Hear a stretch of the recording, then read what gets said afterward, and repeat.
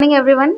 आगे बढ़ते हैं और आज की क्लास में हम पढ़ेंगे पूर्व मौर्य काल में जो विदेशी आक्रमण हुए थे उनके बारे में पढ़ेंगे। पूर्व मौर्य काल में हमने जाना था 2 विदेशी आक्रमण हुए थे। 2 विदेशी आक्रमण हुए थे। पूर्व मौर्य काल को क्या कहते हैं? बुद्ध काल, शूद्र काल, महाजनपद काल के नाम से जाना जाता है। 2 विदेशी आक्रमण में कौन से हैं? एक तो है ईरानी आक्रमण, ईरान ने आक्रमण किया था, है ना, तो ईरानी आक्रमण। दूसरा यूनानी आक्रमण या मकदूनियाई,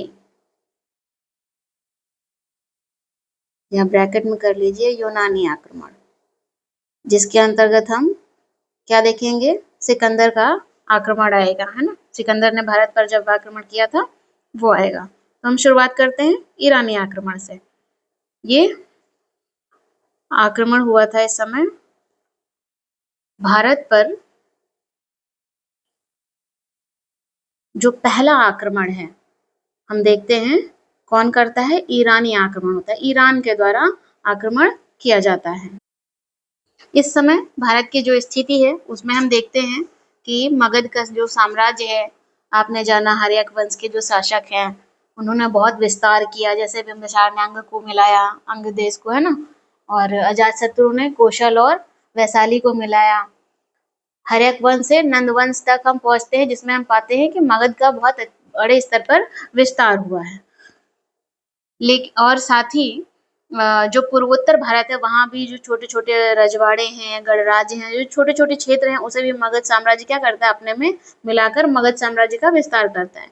लेकिन जब हम भारत का पश्चिमी हिस्सा देखते हैं, पश्चिमोत्तर भारत को देखते हैं, तो वहां पाते हैं कि पश्चिमोत्तर भारत का जो क्षेत्र है उसके अंतर्गत आएगा,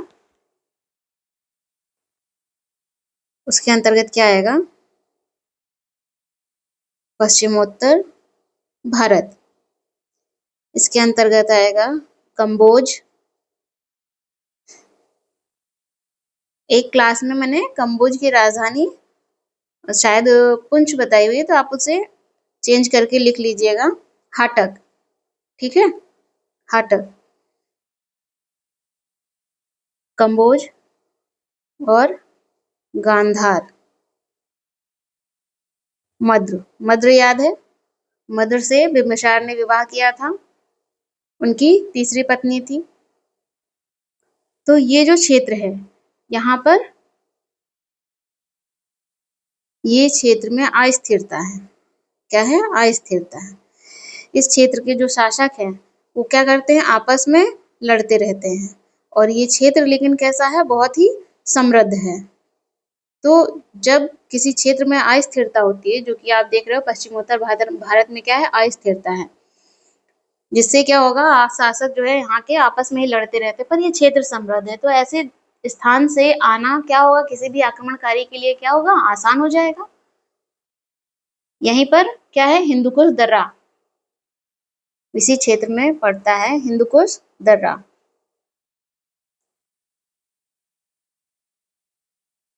जिसमें आएगा खैबर पख्तूनख्वा या खैबर दर्रा। ठीक है, यहाँ से प्रवेश करना किसी भी आक्रमणकारी के लिए आसान होगा। अगर इस क्षेत्र में अस्थिरता है, आपस में शासक लड़ रहे हैं, पर ये क्षेत्र समृद्ध है, तो प्रवेश करना भारत में क्या होगा? आसान होगा। और इसी रास्ते से प्रवेश होता है ईरान का, और भारत पर आक्रमण होता है ईरान का। इसी को हम आगे देखने वाले हैं, दैट इज ईरानी आक्रमण। ईरान फारस पुराना नाम है, या यहाँ पर जो ईरान में शासन हुआ करता था, किसका? हखमनी का। हखमनी साम्राज्य था, तो हखमनी आक्रमण भी कह सकते हैं, इस नाम से भी जाना जाता है, या फिर अखमनी, हखमनी या फिर अखमनी भी कहते हैं। अखमनी आक्रमण इन नामों से भी जाना जाता है। इसे इस तरह से ना लिखिए, इस तरह से लिखिए आप। ईरानी जो आक्रमण है इसे अखमनी आक्रमण या फिर ईरानी आक्रमण तो आप कह ही रहे हैं, या फिर हखमनी आक्रमण के नाम से भी जाना जाता है, से भी जाना जाता है। ठीक है। और यहाँ पर जो साम्राज्य था उस साम्राज्य का नाम क्या था? हखमनी आक्रमण क्यों कह रहे हैं? क्योंकि यहाँ का साम्राज्य क्या था ईरान में? हखमनी साम्राज्य था। क्या था?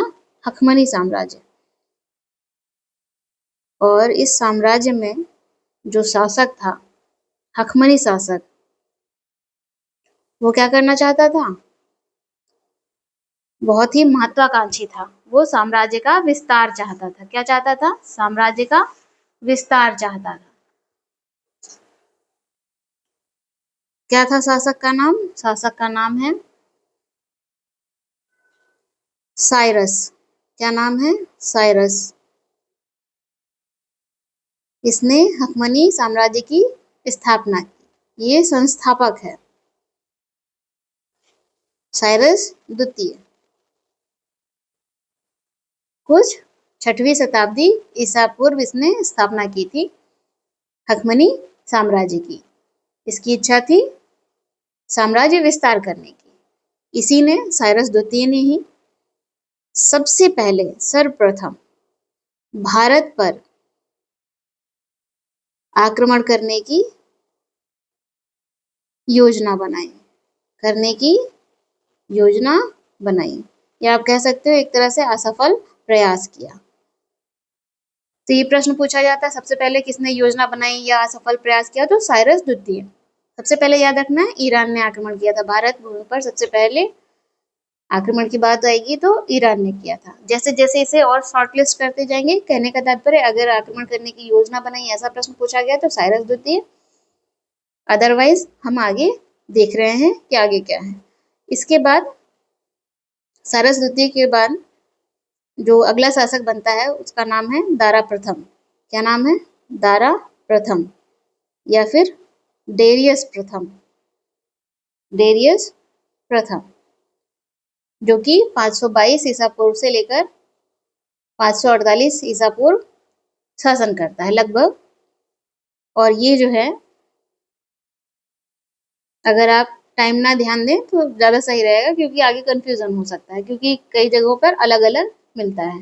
अगर आप एनसीईआरटी को देखेंगे तो उसमें आपको देखने को मिलेगा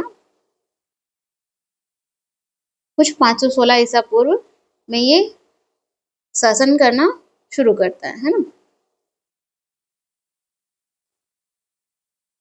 के आसपास इसका शासन है। इसने पश्चिमोत्तर भारत से क्या किया? प्रवेश किया और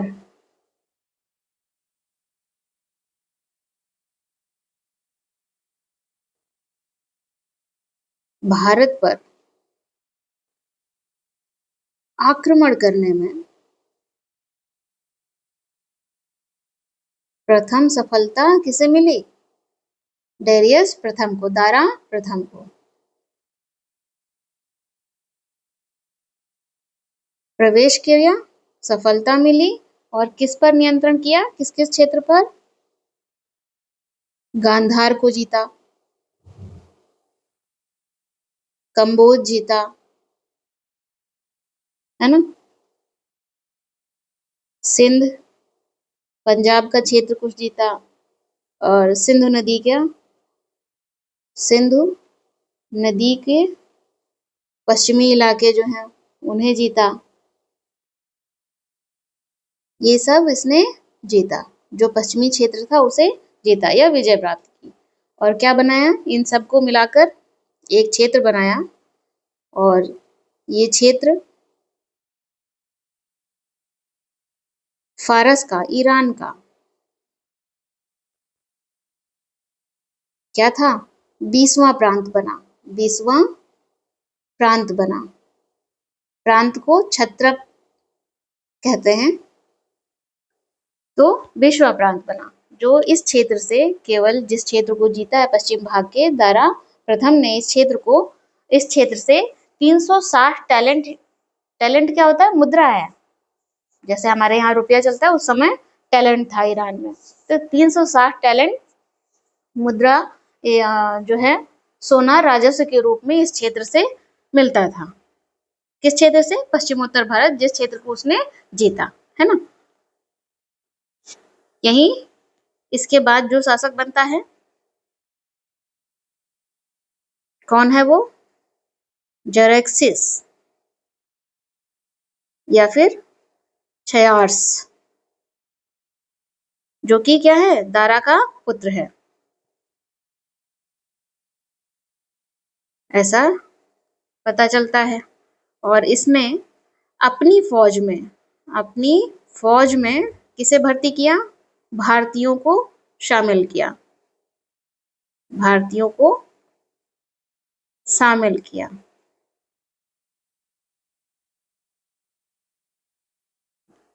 यूनानियों के खिलाफ जब लड़ाई लड़ी जराक्सिस ने, तो भारतीयों को सेना में शामिल किया। इस क्षेत्र की जो भूमि है, ये जो क्षेत्र जीता है दारा प्रथम ने, ये जो भूमि है बहुत ही क्या है?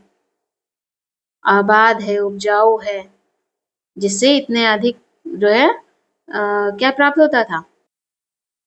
राजस्व प्राप्त होता था। इसके बाद हम देखते हैं कि अगला जो शासक बनता है वो कौन है? अगला क्यों? अंतिम, है ना। यहाँ इस साम्राज्य का जो अंतिम सम्राट होता है वो है दारा तृतीय। दारा तृतीय। इसी के समय किसका आक्रमण होता है? सिकंदर का आक्रमण होता है। दारा तृतीय को यूनानी सिकंदर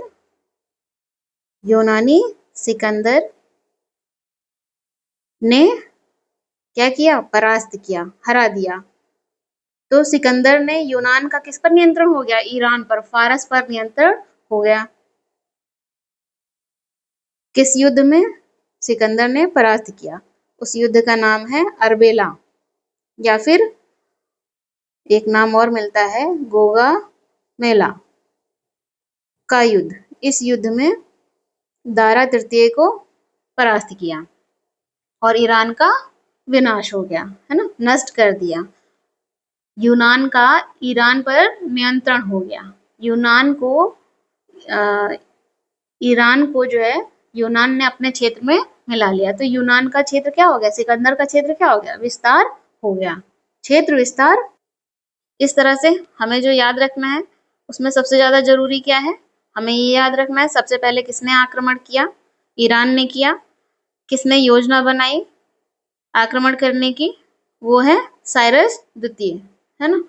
सर्वप्रथम भारत पर आक्रमण करने की योजना किसने बनाई? साइरस द्वितीय ने। दारा प्रथम ने प्रवेश किया भारत में, पश्चिमोत्तर भारत से। कैसे किया? क्योंकि ये क्षेत्र कमजोर था, ठीक। और गांधार है, कंबोज है, पंजाब है, सिंधु नदी का जो पश्चिमी क्षेत्र है, इस पर विजय प्राप्त की और जीत लिया। और इस पूरे क्षेत्र को क्या बनाया? फारस का, ईरान का 20वां प्रांत बनाया। ये क्षेत्र इतना समृद्ध था कि यहाँ से बड़ा राजस्व प्राप्त होता था। इसके बाद अगला शासक बनता है जराक्सिस, जिसने अपनी फौज में भारतीयों को शामिल किया। तो एक लाइन यहाँ पर हमने लिखी है क्या? भारत पर आक्रमण करने में प्रथम सफलता किसे मिली? दारा प्रथम को, ठीक है। और अंतिम सम्राट है दारा तृतीय। और इसी के समय यूनानी सिकंदर का आक्रमण ईरान पर होता है और सिकंदर ईरान को क्या करता है? परास्त करता है इस युद्ध में, और ईरान समाप्त हो जाता है ना। ईरान का विलय किसमें हो जाता है? समाप्त होने से तात्पर्य ईरान का विलय यूनान में हो जाता है, ठीक है। अब हम देखते हैं ईरानी आक्रमण से भारत पर क्या प्रभाव पड़ा। तो संपर्क का परिणाम क्या हुआ? संपर्क का अगर परिणाम देखेंगे तो 200 वर्षों तक संपर्क बना रहा। इसके बाद भारत का ईरान से 200 वर्षों तक संपर्क बना रहा। इसके साथ ही भारत और ईरान के बीच व्यापार बढ़ा। भारत और ईरान के बीच क्या हुआ इस युद्ध के बाद? व्यापार बढ़ा, क्योंकि हम ईरानी कल्चर से, व्यापार से परिचित होने लगे। सांस्कृतिक परिणाम क्या हुआ? व्यापार बढ़ने के साक्ष्य भी मिले हैं, क्योंकि ईरानी सिक्के प्राप्त हुए हैं। ईरानी सिक्के प्राप्त हुए हैं, जिससे पता चलता है व्यापार होने का। सांस्कृतिक परिणाम हम देखेंगे अगर, तो खरोष्ठी लिपि विकसित हुई। ईरान के भारत के संपर्क में आने से खरोष्ठी जो लिपि है वो विकसित हुई। खरोष्ठी लिपि क्या है? दाएं से बाएं लिखी जाती है। दाएं से बाएं लिखी जाती है, जैसे अरबी लिखी जाती है। ब्राह्मी कैसे लिखी जाती है? बाएं से दाएं लिखी जाती है। ठीक है। इस लिपि का प्रयोग अशोक ने अपने शिलालेख में बड़े स्तर पर किया है। और हम देखते हैं जो ईरानी वास्तुकला है उसका प्रभाव मौर्य वास्तुकला पर देखने को मिलता है। जैसे विशेषकर घंटा के आकार का गुंबद है, स्मारक है, ये देखने को मिलता है। और इससे भी बड़ी बात, यूनानियों को किसने बताया कि भारत में अपार संपत्ति है? तो माध्यम कौन बना? ईरानी बने। ईरान ने सूचना दी इसकी। यूनानियों को अपार संपत्ति की जानकारी किससे मिली? ईरान से प्राप्त हुई। वहीं ईरानियों की लिपि है अरमाइक लिपि, है ना, उसका भी प्रचार प्रसार हुआ। तो ये सब जब युद्ध की स्थिति हुई, युद्ध हुआ, उस क्षेत्र को जीत लिया गया, पश्चिमोत्तर भारत को ईरान के द्वारा, और ईरान ने पहला आक्रमण किया, तो उसके कई प्रभाव होते हैं, है ना। तो सांस्कृतिक प्रभाव भी है, आर्थिक प्रभाव भी है, राजनीतिक प्रभाव यहाँ पर देखने को नहीं मिलता है। ठीक है, आगे बढ़ते हैं और अब हम देखते हैं यूनानी आक्रमण को। भारत पर दूसरा जो आक्रमण है वो कौन सा है? यूनानी आक्रमण या फिर मकदूनियाई आक्रमण, जो कि सिकंदर ने किया था। कब? हम देखते हैं इसे, नंद वंश का जो शासक था घनानंद, उसके समय सिकंदर का आक्रमण हुआ था, है ना।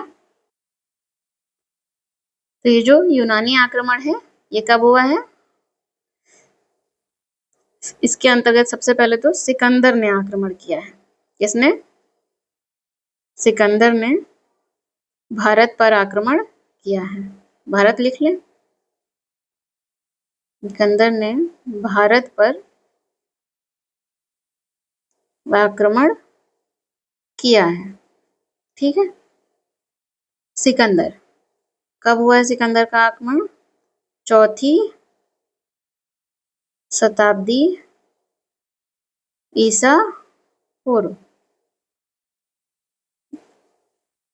ठीक है।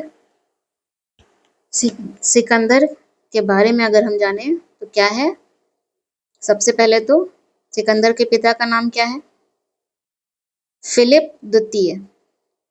फिलिप द्वितीय, जो कि क्या है? मकदूनिया के शासक हैं। मकदूनिया के शासक थे। ठीक है, शासक थे। इनकी हत्या होती है और हत्या के पश्चात शासक कौन बनता है? सिकंदर बनता है। सिकंदर की माता का नाम ओलंपिया।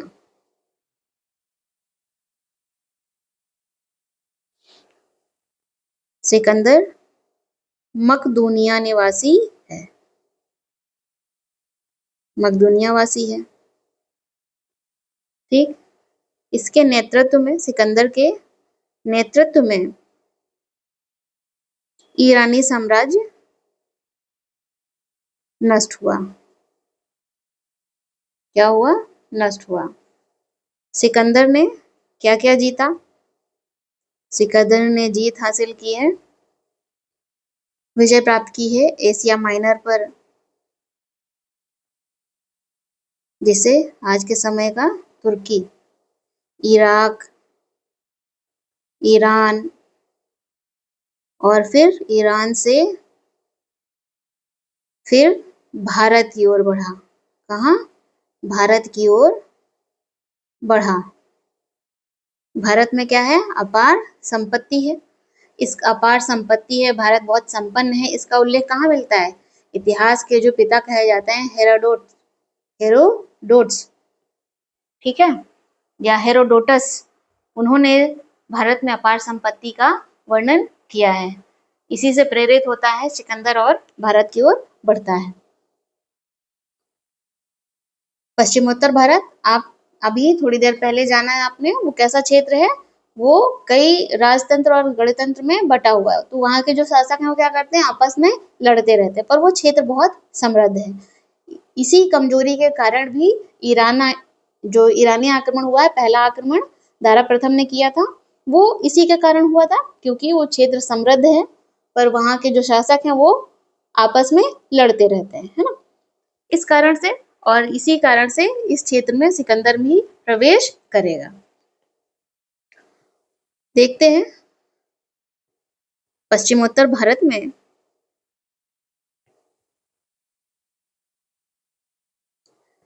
दो प्रसिद्ध शासक हैं। कौन से प्रसिद्ध शासक थे? पहला और दूसरा। पहला है अंभी कुमार या राजा अंभी। कहाँ के राजा हैं ये? तक्षशिला के। तक्षशिला के राजा हैं। दूसरा पोरस। अंभी कुमार, तक्षशिला किसके बीच स्थित है? सिंधु नदी और झेलम नदी के बीच स्थित है तक्षशिला। इस क्षेत्र के राजा कौन है? अंभी। और पोरस ये हैं झेलम और चिनाब नदी के बीच का जो क्षेत्र है, इस क्षेत्र के राजा हैं। ठीक, अंततः इस क्षेत्र से जो प्रसिद्ध शासक हैं राजा अंभी कुमार, जो कि तक्षशिला के शासक हैं, और पोरस, जब सिकंदर बढ़ता है भारत की ओर, कहाँ से? खैबर दर्रे से बढ़ेगा, तो जो तक्षशिला के शासक हैं अंभी कुमार या राजा अंभी, ये क्या करते हैं? सिकंदर के आगे समर्पण कर देते हैं। सिकंदर के आगे समर्पण कर देते हैं। समर्पण कर देते हैं। सॉरी, मिट गया, कोई बात नहीं। समर्पण कर देते हैं। तो जिसे विरोध करना था एक्चुअल में, वो उसने क्या किया? समर्पण कर दिया। और किसके साथ हो गए? अब जो अंबी कुमार की सेना है और जो भी सामग्री है, या सिकंदर के पास जो सेना थी, उसको अगर कोई जानकारी चाहिए या किसी तरह से औजार चाहिए, हथियार चाहिए, उनकी मदद कौन कर रहा है? अंबी, राजा अंबी कर रहे हैं। तक्षशिला के शासक अंबी कर रहे हैं, क्योंकि अंबी ने क्या किया? समर्पण कर दिया। वहीं जब आगे बढ़ते हैं तो देखते हैं कौन है? पोरस। झेलम से चिनाब के बीच का जो क्षेत्र है, सिकंदर को पहला शक्तिशाली प्रतिरोध जो है कहाँ से मिलता है? पोरस से मिलता है। शक्तिशाली प्रतिरोध या विरोध कहाँ देखने को मिलता है? पोरस से। पोरस से मिला। पोरस से मिला किसको? सिकंदर को, है ना? ये जो पोरस और सिकंदर के बीच यहाँ पर प्रतिरोध होता है, विरोध होता है, पोरस के द्वारा सिकंदर का विरोध किया जाता है। पोरस सिकंदर को आगे बढ़ने से रोकता है, उसमें युद्ध होगा, है ना? तो उस युद्ध को क्या कहते हैं? सिकंदर और पोरस के बीच जो युद्ध हुआ, उस युद्ध को कहते हैं हाइडे स्पीज का युद्ध या फिर झेलम का युद्ध। झेलम का युद्ध। इस युद्ध में सिकंदर और पोरस का आमना सामना होता है, और इसमें पोरस की पराजय होती है। पोरस की क्या होती है? पराजय होती है। तो पोरस कोई मदद नहीं करते हैं, बस चुप रहते हैं।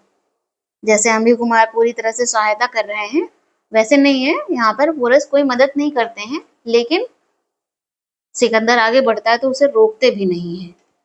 ठीक, पोरस की तो पराजय होती है, लेकिन सिकंदर के सामने पोरस इतने अच्छे योद्धा के रूप में पोरस को देखते हैं, तो पोरस को क्या करते हैं, उन पोरस का जो राज्य है उसे वापस कर देते हैं, राज्य वापस कर देते हैं। और इसके बाद हम देखते हैं सिकंदर इससे आगे बढ़ता है, कितना आगे? ब्यास नदी तक पहुंचता है, नदी तक पहुंचता है। यहीं से ब्यास नदी से ही सिकंदर वापस चला जाता है, भारत से वापस चला जाता है। सिकंदर वापस, ब्यास नदी से सिकंदर वापस चला जाता है भारत से। क्यों चला जाता है? क्योंकि उसके सैनिक बहुत थक चुके थे, अब वो आगे जाने को तैयार नहीं थे। दूसरा कारण, वो बहुत अधिक बीमार हो रहे थे, बहुत लंबे समय से युद्ध कर रहे थे, उन लोगों को भी घर की याद आ रही थी। इससे भी बड़ा कारण क्या है कि उस समय किसका शासन था मगध में? नंदवंश का। नंदवंश में भी किसका? घनानंद का, जिसे धनानंद कहते हैं। हम सीरियल्स के माध्यम से तो इतना जानते ही हैं, है ना। और जो बहुत ही क्रूर शासक था, उसकी सेना बहुत ज्यादा विशाल थी, और ये बात सिकंदर के सैनिकों को पता चल गई थी, और सिकंदर के सैनिक अब आगे नहीं जाना चाहते थे। तो कई कारण थे, उसमें से ये भी बात है जो मैंने आपको नंदवंश की बताई, ये भी एक कारण था। दूसरा, उन्हें अपने परिवार की भी याद आ रही थी। तीसरी, वो बीमार हो रहे थे, उनकी रसद सामग्री खत्म हो रही थी। ऐसे कई कारण हैं जिससे सिकंदर व्यास नदी से ही क्या होता है, वापस चला जाता है। और सिकंदर की जो मृत्यु है वो कब होती है? सॉरी, कहाँ होती है? बेबीलोन में। सिकंदर की मृत्यु बेबीलोन में होती है, लगभग 323 ईसा पूर्व के आसपास होती है सिकंदर की मृत्यु। और जाते समय सिकंदर क्या करता है, जो उसने क्षेत्र जीता था भारत में, उसकी सत्ता अपने सैनिकों को, सेनापति को सौंपकर चला जाता है। जीते हुए क्षेत्र को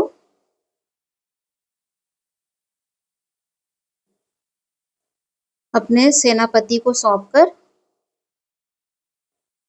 चला जाता है। सेनापति को सौंपकर वापस व्यास नदी से लौट जाता है, और उसकी बेबीलोन में मृत्यु हो जाती है, वापस चला जाता है। ठीक है, जब ये वापस जाता है तो वापस जाते समय, हालांकि जो क्षेत्र सिकंदर ने जीते थे उस क्षेत्र को हम आगे देखेंगे, मौर्य शासकों ने उस पर क्या कर लिया, फिर से मगध में उसको अपना हिस्सा बना लिया। ठीक है, लेकिन यहाँ पर हम देख रहे हैं सिकंदर को, तो सिकंदर जाते हुए क्या करता है, झेलम के तट पर, झेलम नदी के तट पर 2 शहर बनाता है। कौन कौन से? एक तो बुक्केफाल, दूसरा निकैया। निकैया का अर्थ ही होता है विजय, तो विजय के उपलक्ष्य में निकैया नगर बनाया या निकैया शहर बनाता है। और दूसरा है बुक्केफाल। बुक्केफाल उसके घोड़े का नाम था, किसके? सिकंदर के घोड़े का नाम था, जो कि जिसकी मृत्यु हो गई थी, और उसकी याद में जहाँ पे उसे दफनाता है, उसकी याद में जो है इस शहर को बनाता है, बुक्केफाल। तो झेलम नदी के तट पर ये 2 नगर उसने बनाए हैं। वहीं काबुल क्षेत्र में सिकंदरिया शहर बनाया है, सिंध क्षेत्र में भी इसी नाम से बनाया है। ठीक है, आगे हम देखते हैं। इस समय सिकंदर ने जिस समय आक्रमण किया भारत पर, उस समय भारत की सबसे उन्नत दस्तकारी क्या थी? भारत की सबसे उन्नत दस्तकारी शिल्प क्या था? बढ़ई, बढ़ईगिरी, है ना। इसके अंतर्गत क्या क्या आएगा? रथ बनाने का काम, नाव बनाने का काम, जहाज बनाने का काम कौन करता था? बढ़ई करते थे। तो सबसे उन्नत दस्तकारी क्या थी? बढ़ई थी, बढ़ईगिरी थी। ये सब जानकारी मिल कहाँ से रही है? जब आक्रमण करने के लिए या क्षेत्र को जीतने के लिए सिकंदर जैसे शासक चलते थे तो अपने साथ लेखक भी लेकर चलते थे। लेखक से तात्पर्य दार्शनिक, जो शासक ने क्या क्या किया, क्या परिणाम हुआ, किससे युद्ध किया, हार हुई, जीत हुई, क्या क्या मिला, क्या नहीं मिला, ये सब लिखना उनका काम था, है ना। तो वहां से जानकारी मिलती है। ठीक है। सिकंदर के साथ जो लेखक आया था उसका एक लेखक का नाम तो कम से कम आप जान ही लें, दैट इज नियारकर्स। और भी कई हैं, लेकिन एक जान ले, ये ज्यादा पूछा जाता है। सिकंदर की अगर सफलता देखी जाए, क्या कारण थे सिकंदर की सफलता के कारण क्या थे, तो क्या होगा? भारत में सिकंदर की सफलता का कारण क्या है? सफलता का कारण है आम्भी का, जो कि तक्षशिला का शासक है। आम्भी का एक कह सकते हैं देशद्रोही होना, है ना। आम्भी को सहयोग नहीं करना था, लेकिन आम्भी ने क्या किया? तक्षशिला के शासक ने बिना युद्ध किए सिकंदर का सहयोग किया। दूसरा, पश्चिम भारत में, वो जो पश्चिमोत्तर भारत का क्षेत्र है जहां पर शासक आपस में लड़ रहे थे, वहां पर केंद्रीय सत्ता का न होना, केंद्रीय सत्ता का न होना, जिसके कारण ही उस क्षेत्र से प्रवेश करना भारत में क्या हो गया? आसान हो गया। और सिकंदर की सेना का शक्तिशाली होना, ये सिकंदर की सफलता के भारत में प्रवेश करके क्षेत्र को जीतने के लिए उत्तरदायी कारण थे। ठीक है। क्या इसका कोई प्रभाव हुआ? सिकंदर की का जो भारत पर आक्रमण हुआ, इसका कोई प्रभाव हुआ?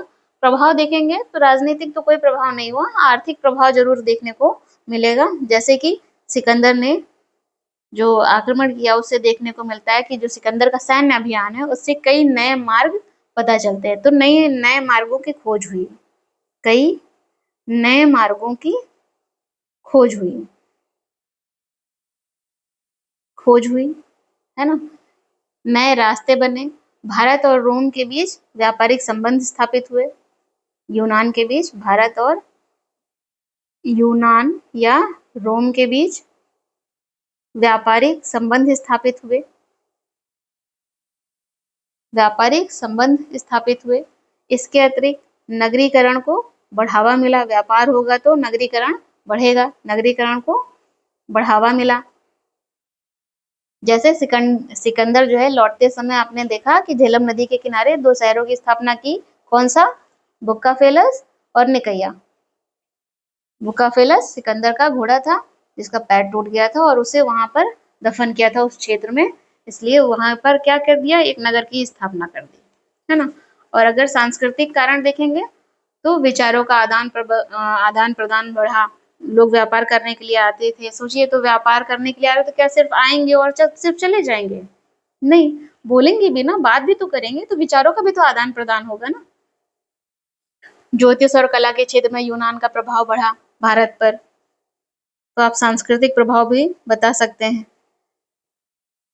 जब कोई भी शासक किसी देश पर आक्रमण करता है, जैसे ईरान ने किया या यूनान ने किया, तो महज आक्रमण नहीं होता है, संपत्ति तो जाती ही जाती है उस क्षेत्र में। जिस भी क्षेत्र पर नियंत्रण होता है उनका, उस क्षेत्र की जो समृद्ध विरासत होती है, जो धन संपत्ति है, वो तो जाता है उनके नियंत्रण में।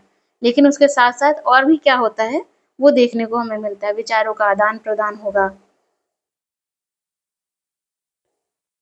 आदान प्रदान, व्यापार बढ़ेगा ऐसे क्षेत्र से, क्योंकि वो जहाँ के मूल हैं, है ना, जहाँ के रहने वाले होते हैं, जहाँ उनका क्षेत्र होता है, जहाँ पर नियंत्रण कर रहे होते हैं, वहां से व्यापार करते हैं, आदान प्रदान होता है। ज्योतिष और कलाओं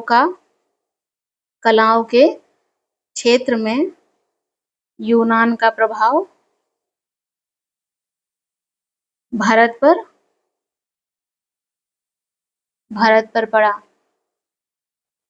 सिकंदर की जो सेना थी बहुत सारे बड़े विद्वानों को लेकर आई थी भारत, जो वापस लौटने के पश्चात उन्होंने बहुत सारी बातें भारत के बारे में बताई कि भारत कैसा है, और आधुनिक इतिहास के निर्माण में उन्होंने मदद की। इससे मदद मिलेगी ना जब रिटर्न में मिलेगा कि क्या भारत है, भारत कैसा है। और इसी जो पूर्व मौर्य काल में जो विदेशी आक्रमण हुए हैं उनके बारे में जानने के बाद अब हम आगे बढ़ेंगे मौर्य काल की तरफ। जो हमने जाना था कि नंद वंश के अंतर्गत जो शासक था धनानंद, उसकी हत्या करके चंद्रगुप्त मौर्य शासक बनता है और मौर्य वंश की स्थापना करता है। तो इसके आगे हम पढ़ने वाले हैं मौर्य वंश के बारे में। तो आज से पूर्व मौर्य के काल के बारे में हमने लगभग जानकारी एकत्रित कर ली है, ठीक है। और लास्ट में क्लास क्लोज करते करते मैं आपको बताते चलूं सिकंदर के बारे में कि सिकंदर किसका शिष्य था। क्योंकि जब सिकंदर आक्रमण पर निकला या विजय पथ पर निकला, विजय करने के उद्देश्य से एशिया माइनर, इराक, ईरान और फिर भारत की ओर बढ़ा विजय करते हुए, तो उस समय उसके यहाँ शासन कौन कर रहा था, कौन शासन को संभाले हुआ था? उस समय शासन को संभाला हुआ था मकदूनिया में, यूनान में अरस्तु ने। किसने? अरस्तु ने। अरस्तु कौन है? सिकंदर के गुरु हैं। ये एक चेन है और एग्जाम में पूछा जाता है, इसलिए मैं आपको बता रही हूँ। ध्यान रखिएगा, इसे नोट करके आप नोट कर लीजिए। क्या? सुकरात, जो कि एक दार्शनिक है ना। सुकरात के शिष्य का नाम क्या है? प्लेटो। क्या नाम है? सुकरात के शिष्य प्लेटो। प्लेटो के शिष्य कौन है? प्लेटो के शिष्य हैं अरस्तु। और अरस्तु के शिष्य कौन है? सिकंदर। सिकंदर महान। ठीक। तो जब सिकंदर विजय करने के लिए निकला तब वहां शासन कौन संभाल रहा था मकदूनिया में? अरस्तु। ये क्रम पूछा जाता है और ये भी पूछा जाता है कि सिकंदर के गुरु कौन थे, या प्लेटो के गुरु कौन थे, या अरस्तु का गुरु कौन था। ऐसे 4 पॉइंट यहाँ पर है और 4 पॉइंट ये जो सुकरात, प्लेटो, अरस्तु, सिकंदर हैं, ये नाम अपने आप में एक प्रश्न है, तो आप इसे ध्यान में रखेंगे। ओके, इसी के साथ आज की क्लास यहीं पर समाप्त होती है और क्लास ही में पूर्व मौर्य काल भी यहीं पर समाप्त होता है। हम नेक्स्ट क्लास में मौर्य काल को पढ़ेंगे। Okay, thank you.